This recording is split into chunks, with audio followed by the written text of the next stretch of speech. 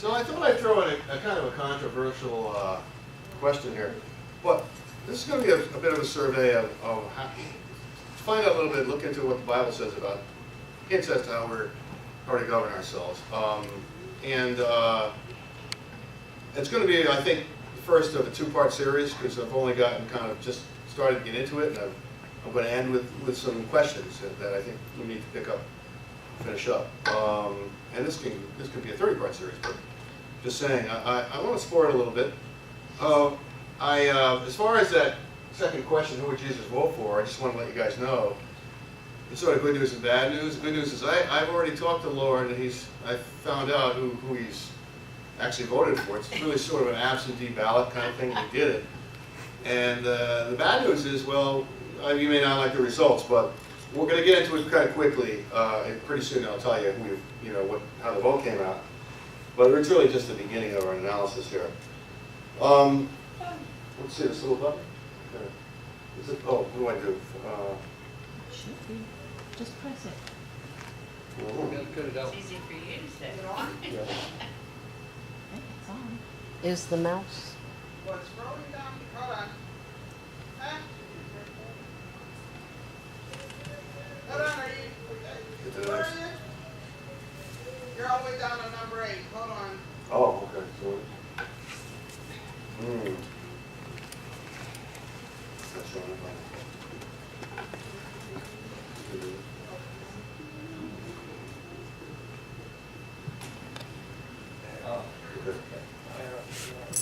Okay. So where's the thing? We can start sort of in the beginning. Why are we here, and for what purpose were we created, and do we have a job description? What are we supposed to be doing? In Genesis 1, chapters, verses 26 to 31, it's clear that God created us, and He created mankind, and He made us in His image. You know, that's pretty important. His image, you know. We're not just like the animals. They have souls too, but we have something special. We're made in God's image. And He gave us dominion over the earth and its creatures. That's huge. I mean, He's the boss, of course, but He's given us, He's authorized us to have dominion over His creation. And we're to act as custodians and trustees. One translation, we have God saying, God said, let us make humankind in our image and the likeness of ourselves, and let them rule over the fish in the sea, etc., etc., etc. And God blessed them and said to be fruitful, multiply, fill the earth, and subdue it. Another translation of the Message, and most of these translations are from the complete Jewish Bible, unless I indicate otherwise. But in the Message, it talks about let us make human beings in our image, making them reflect our nature, be responsible for the fish in the sea, etc., etc. So God created human beings, He created them godlike, reflecting God's nature. We're godlike. We're supposed to reflect God's nature. We all know we're not perfectly godlike, that's for sure. But we do have some of that in us. And when God created all the other, everything in the universe and all the other creatures up to mankind, He would finish each day and say it was good. Well, when He created mankind, He actually said it was very good. That's high praise indeed. Granted, Adam and Eve haven't yet sinned, etc., but still, we were created, and that was something very special, very good. In the Voice translation of these verses, God said, let us conceive a new creation, humanity, made in our image, fashioned according to our likeness. Goes on to say, God blessed them and gave them this directive, be fruitful and multiply, populate the earth. I make you trustees of my estate. So care for my creation and rule over the fish, etc., etc. So as trustees, we're in a fiduciary capacity, that is a trust capacity. That is to say, we're acting for our principal, which is God. We have authority given to us by God, but then we have to exercise it, and we have to be accountable to Him to do the right thing. Amen. That's crucial.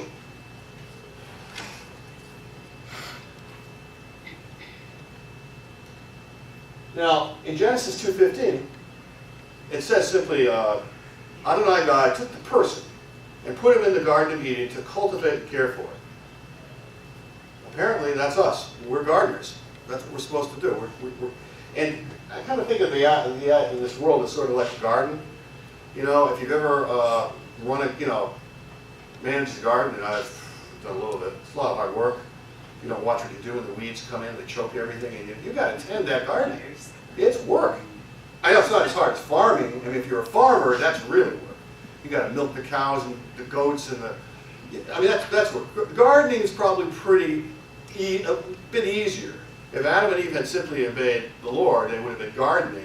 It would have been work, but it wouldn't have been the kind of backbreaking work, sun up to sundown, that God later cursed us with how to do.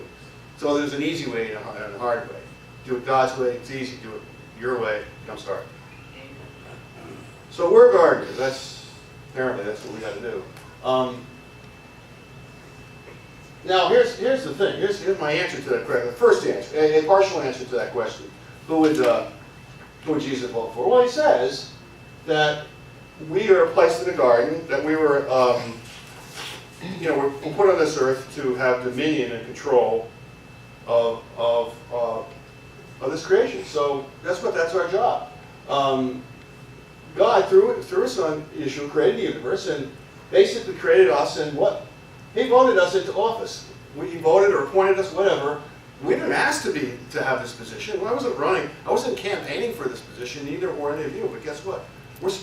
We're it. We're stuck with it. We are now custodians, whether we like it or not. God has placed us on this planet, and we have a job to do. And we can shirk the responsibility, but if we do, there are terrible consequences for us and for the whole world. So the answer to the question, who is Jesus vote for? The answer is He already voted. He voted for us. He voted for you and you and you and you and me. And now, guess what? We have to serve out our terms honorably. And we have to be good trustees and good stewards, but we're elected. That's it. We're in power. It seems, however, that if we don't do our job, someone else is going to take over and do it for us. Maybe not the way we want to do it. And then things are going to go all to, where, the bad place. Fast forwarding to the flood. Before the flood, we all know there was great evil in the world, and there was just about only Noah was righteous in his time. After the flood was over and they were on dry land again, God blessed Noah and his sons and told them to, just as He told Adam and Eve, to be fruitful, multiply, and fill the earth. So He's the same promises He made to Adam and Eve, He's making to Noah. It's a fresh start. It's a new start. Given the same instructions. We also in Genesis 9, 1 through 7, he goes on to say that He gives everything for food for you. I will certainly demand an accounting for the blood of your lives. I will demand it from every animal and from every human being. I will demand from every human being an accounting for the life of his fellow human being. Whoever sheds human blood by a human being will his own blood be shed. For God made human beings in His image. Once again, He's repeating, there are already commandments then. There were commandments that Adam understood. That Cain slew Abel. He knew what he did was wrong. Once again, God's repeating it here. And He's making it clear that, if you kill somebody, you're going to be responsible. But I think beyond that, what God is saying is, listen, I demand from every human being an accounting for the life of his fellow human being. We are accountable to one another. Okay? All the things that Yeshua talked about, goes back very early in God's instructions to man. We have to be accountable for how we treat our fellow, not just whether we kill someone or not. It's how you treat them in every aspect. It's essential. It's important to God that we do that the way He wants us to do it. In other words, that we pursue justice. So God apparently was already laying the groundwork for some kind of just, I think, government. At least, even at a family level, there's a certain amount of governing that goes on. Who decides what we're going to have for dinner? Who's going to go to work? Who's going to do this? Who's going to do that? All that is power, and power and how it's distributed has to do with government.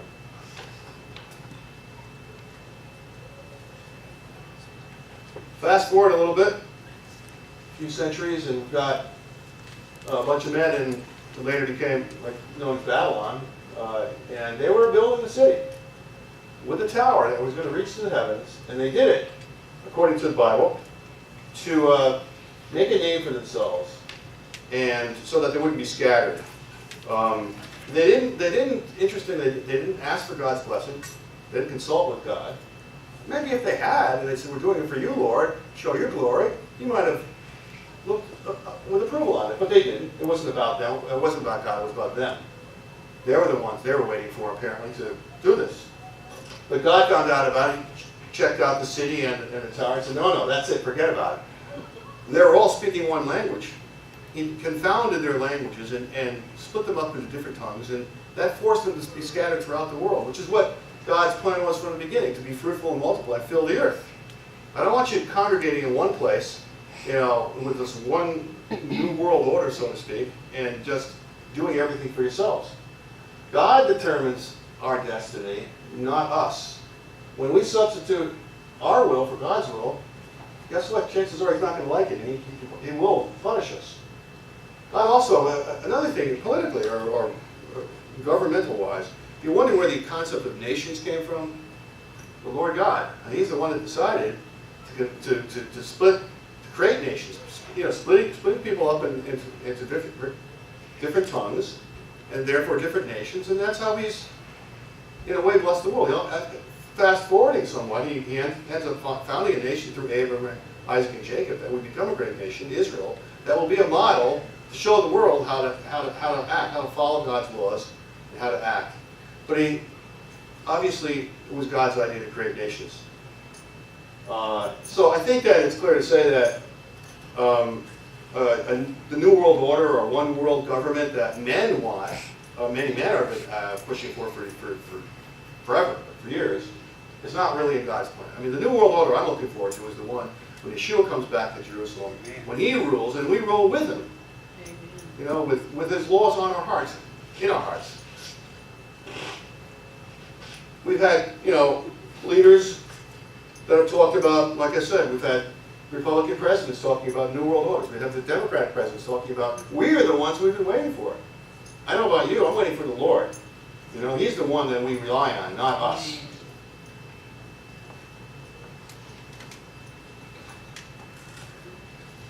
Moving forward to Exodus 18. There were a lot of people that left Egypt during the Exodus. And they wandered around for 40 years, but it's really, early on, Moses was handling all the disputes.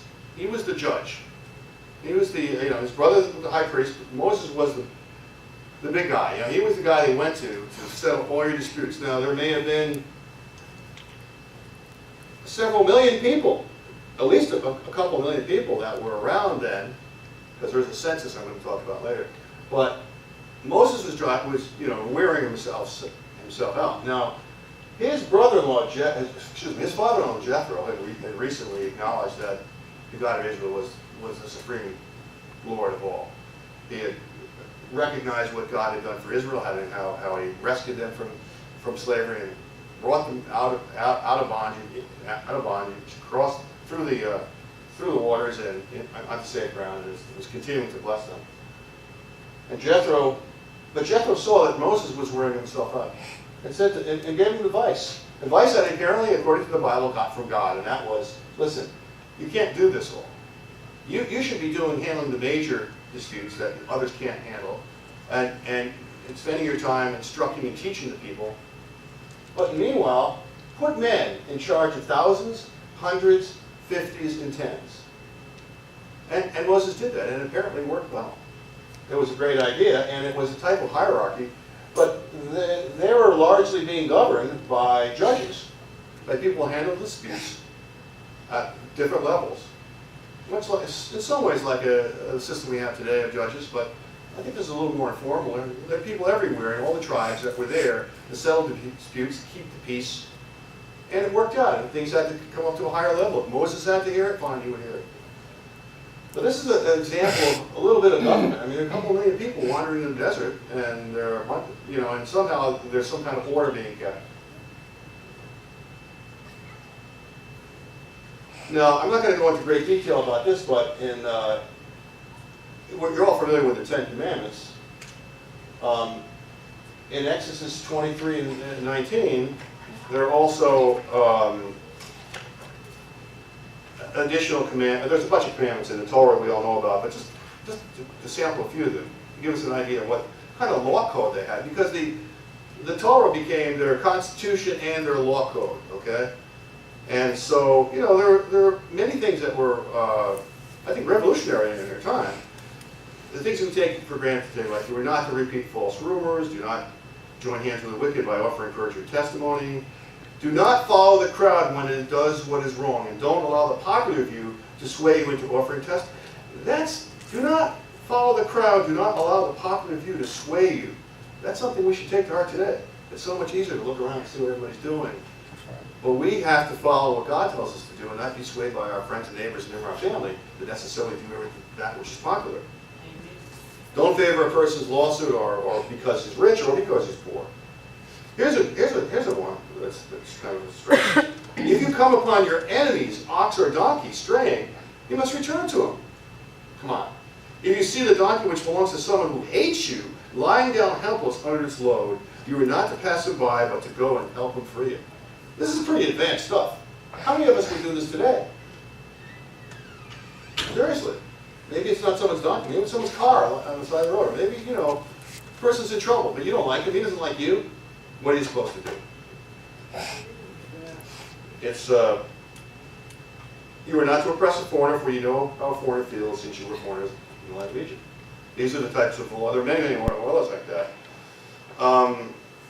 And Leviticus 19, do not oppress or rob your neighbor.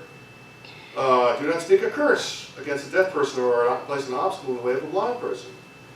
Do not be unjust in judging. Show neither partiality to the poor nor deference to the mighty, but with justice judge your neighbor. Do not go around spreading slander among your people, but also stand idly by when your neighbor's life is at stake. But also don't stand idly by when your neighbor's life is at stake. And this one, the stuff that Yeshua taught us, it all began in Torah. He was there with the Father in the beginning. Father in here one. Leviticus says, do not hate your brother in your heart, but rebuke your neighbor frankly, so that you won't carry sin because of him. Don't take vengeance on or bear a grudge against any of your people. Rather, love your neighbor as yourself. I am Adonai. So this is part of their law code, And there are many other laws of morality, in addition to ceremonial laws and things like that. But the Torah is chock full of laws demanding that we treat our fellow man honorably and fairly. And they're the basis for all of us today. Now, the first census was taken, according to Numbers, about 2 years after the Exodus began. They were wandering in the desert for 40 years, but this is only 2 years in, and already, apparently, they counted, if you can add it up, 603,550 men who were aged 20 and over. That was what Moses commanded them to do, the Lord commanded. So there are various estimates. If this figure is accurate, and there are experts that say it's not, or may not be, but that would be anywhere from 2 to 4 million total population. That's a lot of people. Yeah. That's a lot of people. So how is it that these people could last another 38 years, 40 years in the desert, without some kind of system that worked? Without killing each other or just wandering off, or getting lost, So that system, whatever system they did have, and I haven't delved into deeply enough to know it, but whatever system they had, it seemed to work for that time. Now, one of the things about this system, we take for granted today that we own, we own things. I have my clothing, I have a car, I own a house. Even if you're renting, you have an ownership interest in what you rent. Okay, we take this for granted, but it's very important to understand that without the ability to own private property, whether it's real property or personal property, it's hard to really have any rights that anyone would want. The tribes of Israel were granted inheritance of land, which they received by lot. So, so that meant that, with all these people, there's 2 million people, split into, I think basically 11 tribes, because Levites had their own special allotment, but they all had their land, And they must have gathered, I mean, they must have structured so that, you know, I had my tent, you had your tent, I had my stuff, you know, you had your things, and my animals, you had your, you know, and if there were disputes, they could settle the disputes. But they certainly knew that they owned a little plot of land or a little piece of land. Now, granted, they were nomadic at some point, so they'd move on. But they organized themselves intelligently and made sure that they all had rights to their land and to their property. Not, you know, not all cultures have done that. There are many nomadic tribes that have just didn't feel that they needed to own anything.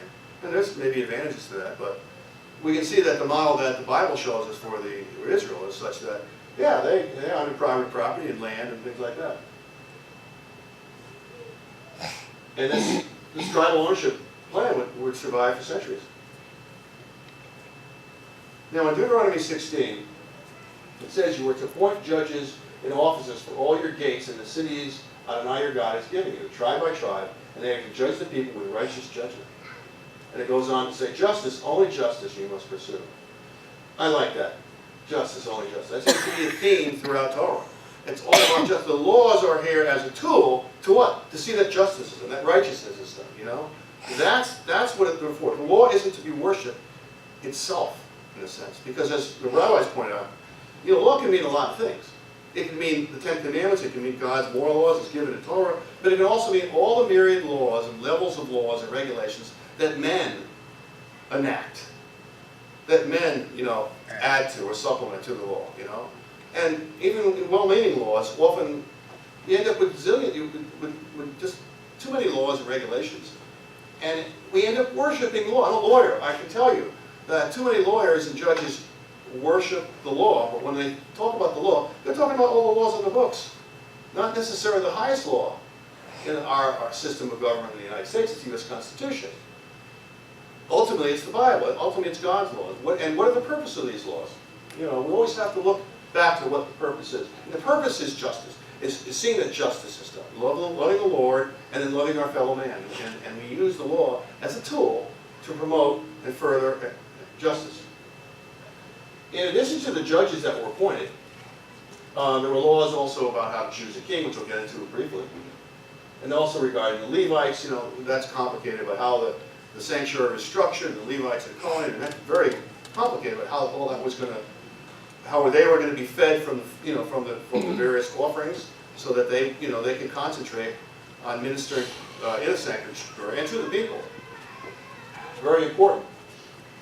And there was also some concern that there are also prophets that would come regularly, that would admonish the people, that would tell the people, listen, you've been told by Moses, you've been told to do this, and you're not doing this. The things that we just talked about, you're not doing. You know, and usually very often the prophets were hated. They were, you know, but they were there. God sent them so that the people would follow the law. Sometimes they did, and sometimes they did. Now, it's funny. Apparently, it's apparent that God really didn't. I mean, the kind of rule that I think God had for Israel and wanted for Israel was a kind of kingdom where he was the king. But after a while, the people clamored to have a king over them, just like all the nations surrounding them. They were advised not to. I think Samuel advised them not to do it. God was wise enough to tell Moses ultimately that if the people say they want to have a king, I think that's the language in Deuteronomy 17. Give me 1 second. God's always thinking of these things, thinking ahead, you know.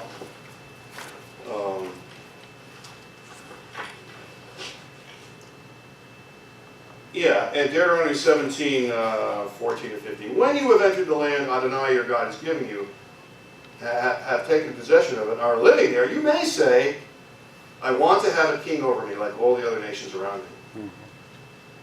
So God already anticipated that they were going to ask it. If you're going to go that route, God says, in that event, you must appoint as king the one who Adonai your God will choose. For sure. And he must be one of your kinsmen, this king who appointed over you. You are forbidden to appoint a foreigner over you who is not your kinsman. I don't really know exactly how we're to know who God chooses to be our king, or president, or whatever. But the point of the matter is, if you're going to choose a king, if you're going to replace me with a king, make sure it's a king that I approve of. Make sure he's one of your kinsmen. And then Deuteronomy goes on to say, a few verses later, verses 18 to 20, when he, the king, has come to occupy the throne of his kingdom, he is to write a copy of this Torah for himself in a scroll. He, the king, big shot king, right? He's going to write the Torah scroll. From the one the Kohanim and Levim, in other words, the priests and the Levites have given him. Okay, so it's got to be a real deal, a real Torah scroll. It is to remain with him and is to read it every day as long as he lives, so that he will learn to fear God, Adonai's God, keep all the words of the Torah. So what that means is that leader, that big shot, that king, he's under the law, right? In fact, he's got to write his own Torah, and he's got to watch it daily so that he will not turn aside to the right or to the left. So you're going to have leaders over you. Make sure those leaders are following God's law, is what Bill can say.